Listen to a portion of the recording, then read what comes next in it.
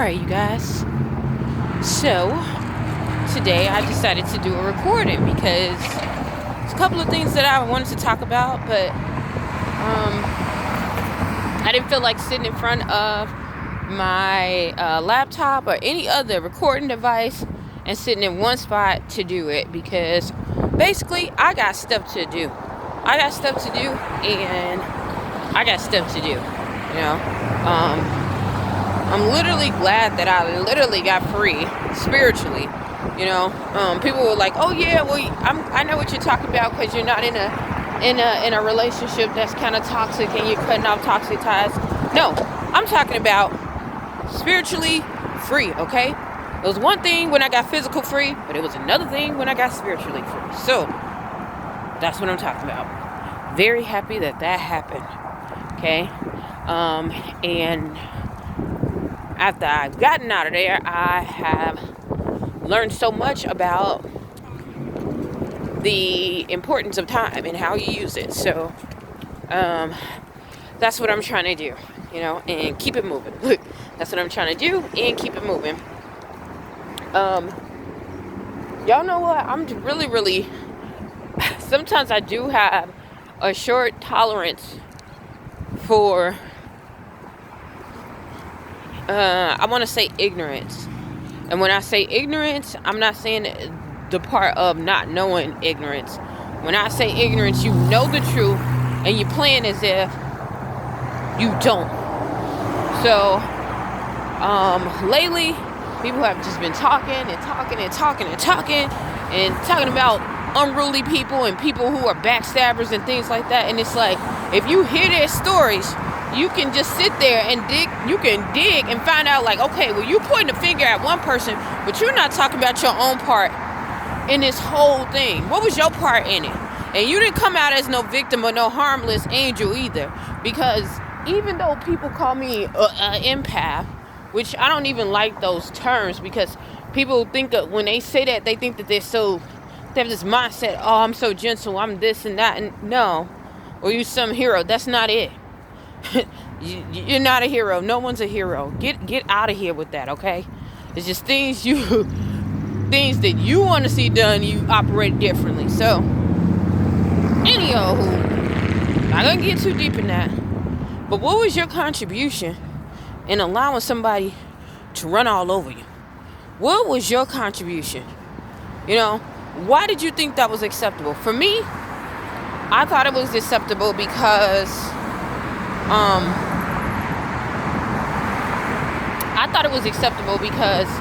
there were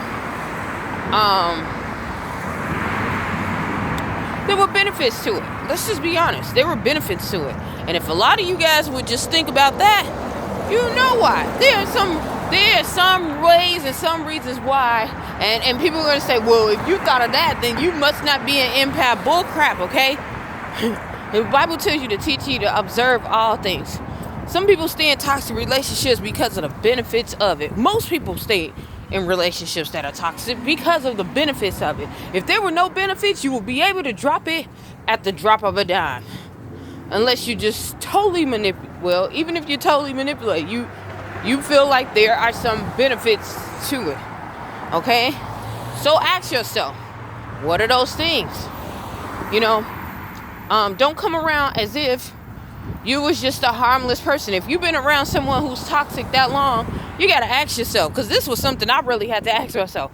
How in the heck was I able to stay around this person for 2, 3, 9 months, 2 years, 3 years, decades? How was I able to stay around these people? You know, and some of it was no fault of my own, but other times it was. And if you guys can look at yourself, you'll be able to say that doggone same stuff too. Okay, why did I stay in these toxic relationships when I know these people didn't like me? When I know they didn't know.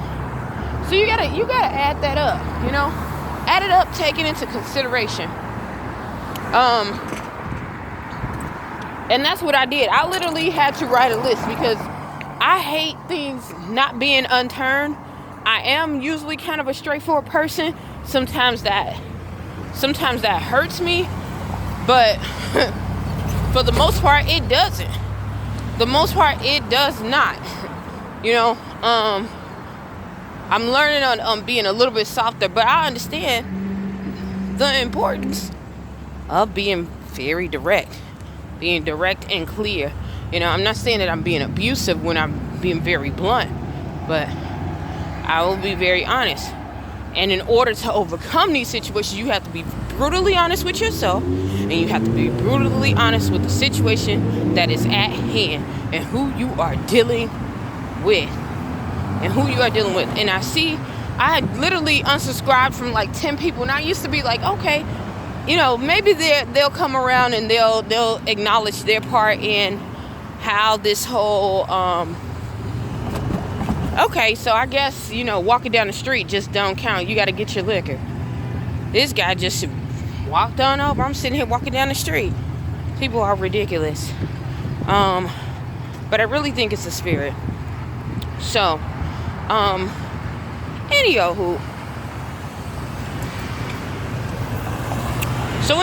as I'm going and I'm going down these people's feeds and hearing their lives, they still talking about how much of a victim they really was. Like, you only can be a victim so long. After that, you are a willing participant. You know, how many times you gonna hear somebody saying, this person took advantage of me time and time and time again? How many times? How many times can you say that?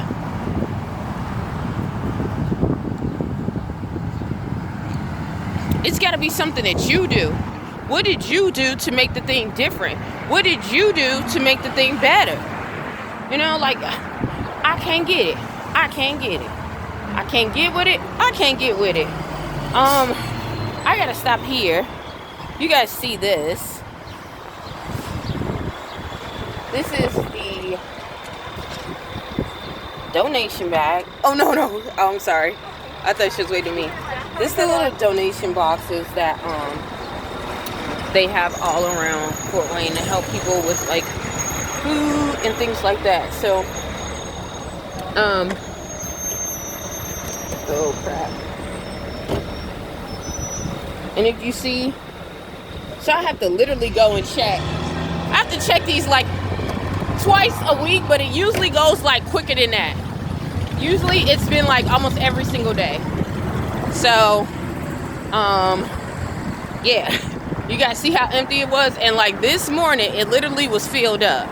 So it's really going really, really quick. I do that when I walk past people because you want to respect people's privacy, even though we know, well, I ain't even gonna get into that situation either. But anywho, as I was saying,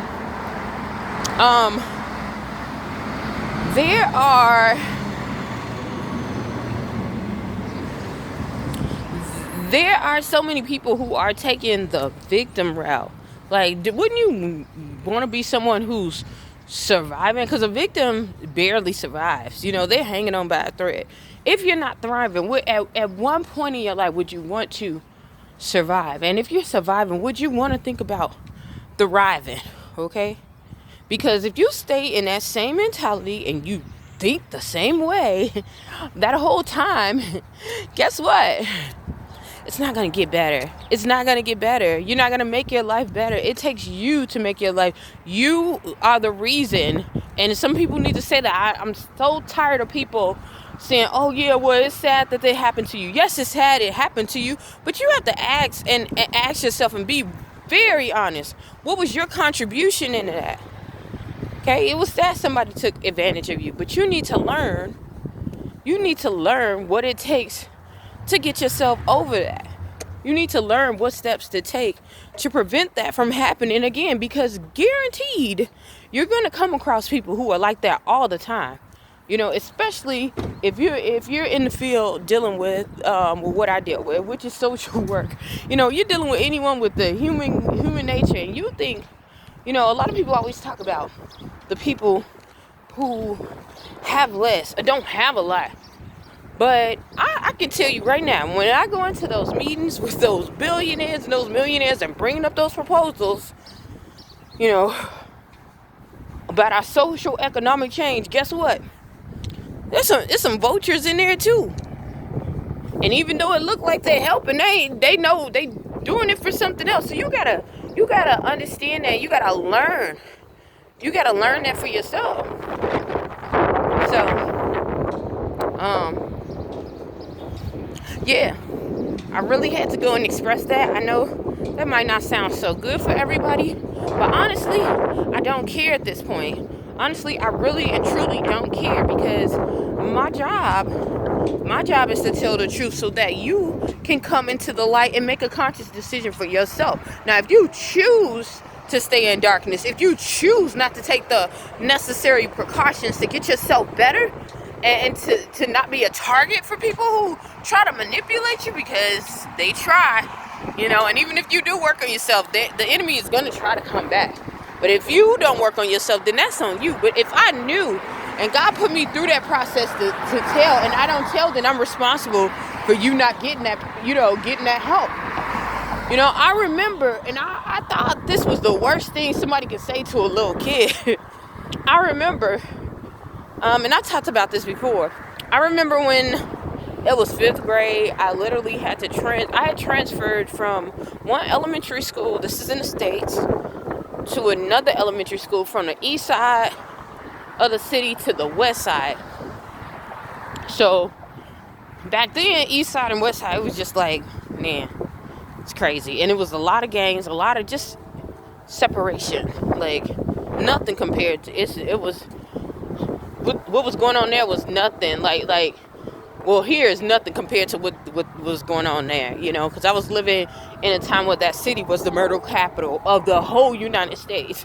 So, yeah, it was really, really tough. But I remember I went, and it was graduation.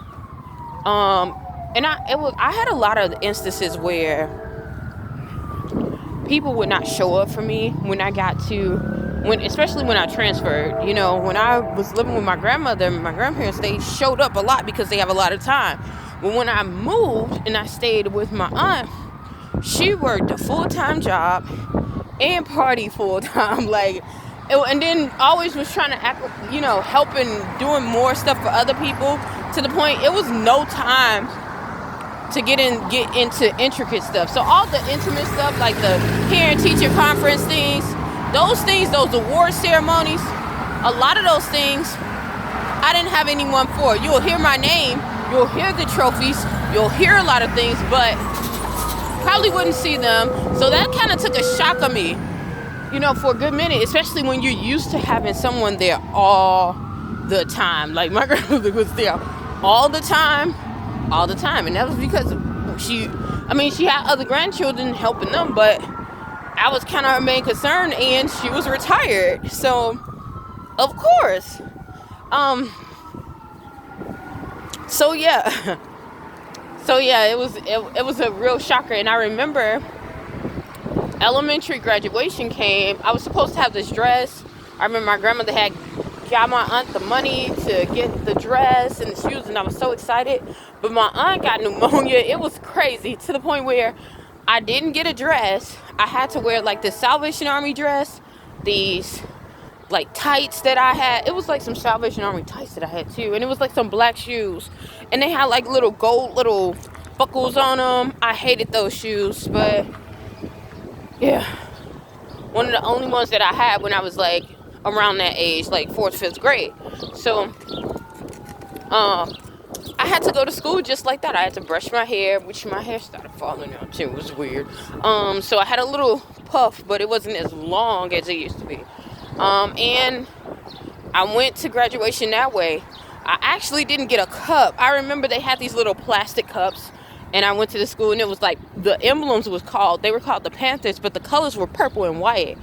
And it was just horrible. The lady it was one of my 4th grade teacher wouldn't let me get a cup, because she said it was for only the people whose parents came to the graduation or something. It was crazy. And I was just we're graduating anyway. So I just told her we was anyway. I took the cup anyway, because you're not about to tell me that, lady. If you don't give me that plastic cup or roundhouse that little stiff ponytail. But anywho, that's neither here nor there.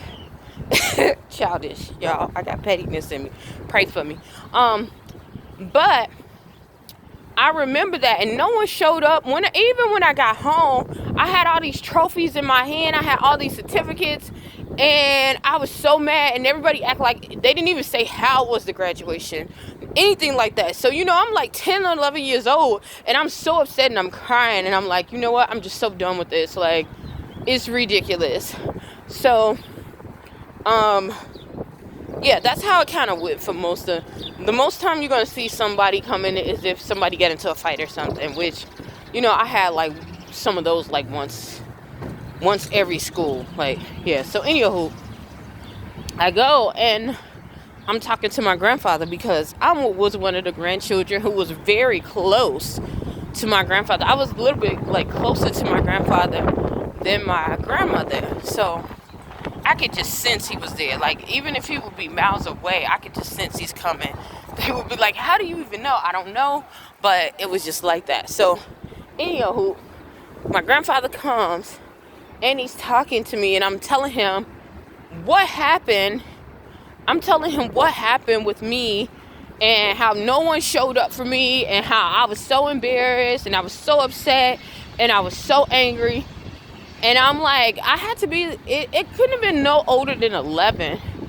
And my grandfather just looked dead at me and said, what did you get out of it? Like, it doesn't matter. And he told me, it doesn't matter if they're there. Were you there? That's what matters. And I was sitting here, and it was like, that's all that matters. The right people who was there was supposed to be there. So I'm sitting here like,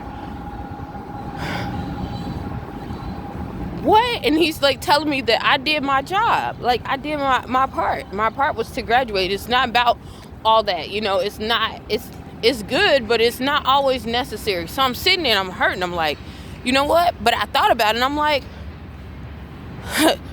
you know what? That's kind of true. Now the next year, it's crazy.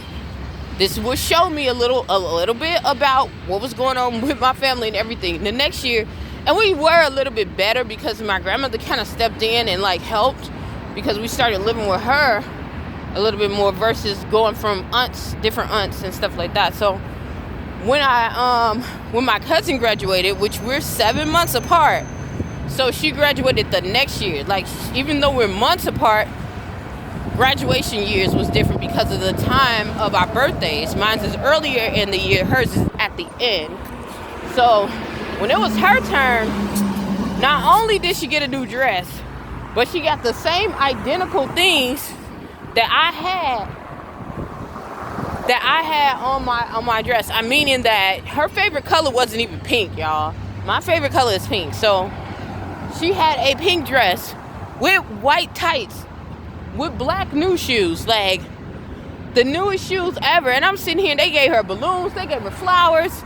And I love my cousin, but she was not like a brainiac. I'm a nerd, but she was more of my cousin is real smart, but she's more of a home, like she loves that motherly thing. So she wasn't even into things. She didn't even have trophies, any of that. And I'm sitting here like, y'all took time, they made time to get off of work. They actually came up there, they had flowers for this girl, they had everything, the whole works. And I'm sitting here like, are you serious? And I literally lost it. I was in the 6th grade. She was coming, graduate 5th grade. But I literally lost it. And not only then, I remember because I almost got straight A's in the 6th grade, but I got 1B. So anyhow, I'm sitting there and I'm like, are you freaking serious? Is this freaking? And I got so upset to the point where they were like, oh yeah, we're gonna show up for the next one. Now they did show up for my 8th grade one, but I'm saying all this to say, just because I got upset, did that help anything? Not too much. All I did was scream, and it didn't make anything better. And I remember for, my 8th grade year, my 3 aunts ended up showing up, but it still left a sting. It didn't hurt as less. It was just, it was the same way, So, and it wasn't until I got into my adult years that I realized that what had taken place and how it continuously takes place in my life, but how the thing that I thought was the worst thing that could have happened, or the worst thing that would have been for me, was actually the best thing that saved my life. You know, when my grandfather told me, saved my life and helped me to push on and to carry on during my everyday walk in life that I have right now, because things are not going to look pretty. Things have not looked pretty, you know, and you're not going to have always people behind you. There are going to be people who hate you. Okay, I don't care what they telling you. I don't care. I don't care, okay, because I've lived it. When you go through some stuff and you see some stings and stuff like that, you're able to stand on truth no matter what it is. You're able to stand. So, yeah, I don't care.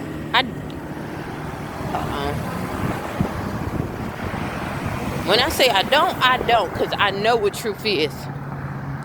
There are going to be some people who hate you because you can stand on your own. You can do things. Not only that, you can stand on your own. And they will come after you at all means, by all means.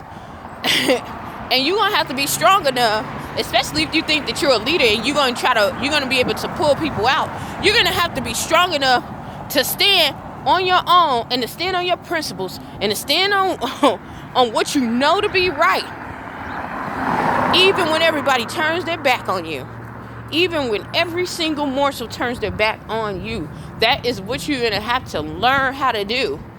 You know? So, and that's what I got from that. You know, if I succeed and no one claps for me, that's okay. I'll clap for myself because I did. And even if I can't clap for myself, the accomplishment itself speaks for itself. The accomplishment speaks volumes for itself. That's basically what my grandfather was telling me. You did what you were supposed to do. Everybody's not going to like it. Everybody's not going to be there. You know, your mother could love you to death and never see you, you know, push you to make. Say, for instance, your mom is pushing you to become a doctor. It's not a guarantee that your mom, even if you become a doctor, it's not a guarantee that your mom or your dad is going to be there, going to be living to see you make that accomplishment. But they put the effort in. And that was what was needed, you know?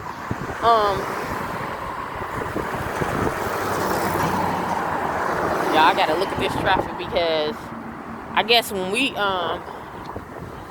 we get down here around noontime, people just don't want to act. They want to be a city so bad. Thank you. Yeah, they want to be a huge city so bad. But yeah, that's all that matters. Those things are all that matters. Not who's there, who's in the background. Because remember, those people are having seats. They're watching. You know, some people are supporting, but remember, it's your life. It's your life. Not theirs. Not theirs. So when you're able to accomplish it, when you had that accomplishment, one thing that God showed me was, you know, I can't get mad at those people not showing me love, and those people, some of them turning their backs on me, some of them being really cruel and unjust and mean and all of that. But guess what? When he does lift me up, now I'm not saying to be mean or brutal or anything like that. I don't owe them anything. I don't have that sense of, you know, like I did before, oh, I got to go bring this person up. You know, when I come up out, you know, this person always had me. I don't have to have that anymore because I know that it wasn't them. It was God. You see what I'm saying? So, that's why I say, excuse me. That's why I say what I say about, yeah, that lady she's always out. That's why I say about learning what was your part in that program, because it's not always about the next person. It's never about the next person. It's about you. It is about you and how you train yourself, how you think. When I changed my mindset, well, when God changed my mindset and I followed it, you know, and surrendered, I was able to open a lot of doors that I thought was never appealable to me. I thought they were never going to come true, and they did, you know, and they did. So that's what I say. That's why I say, and I will continuously say, what was your contribution into that? What was your contribution? You might have been fearful. Yeah, that person might have been a narcissist, or I hate that word too. They might have been that, because I've came across. I'm not gonna say that it's not real, because I faced it myself. I faced it myself it shook my core. It almost shook me to my core. Like, y'all, I was almost had an identity crisis. That's how deep it was. Like, thank God for the roots. Thank God for the roots. Because, yeah. But anyhow, yeah, what is your part? What is your contribution into it? Did you stop because God is going to ask you that when you close your eyes and it's time for judgment. Did you stop at the people? It's one thing for people to discard you and to say little bad things, but what did you do in the process? Did you stop when they did it? Or did you say, okay, well, you're not accepting me, then I need to go where I need to be accepted, or I need to create a space where I am accepted? Did you do that? Did you do that? Nope. Nope. So, yeah. Take responsibility. That is the first step. That is the first step to recovery. Take responsibility for your actions and for your part in the dynamic. And when you see that, and you don't feel so, when you take responsibility, you don't feel so helpless. And I'm not saying take responsibility of other people's actions. I'm saying take responsibility of your actions and your contributions to that situation. So, with that, I'm going to get off of here. Hopefully something I said or done will help you in your journey. Please stay tuned to Journey to Jerusalem. Almost fell off, y'all. I did, because I was sitting over here walking. So, bye.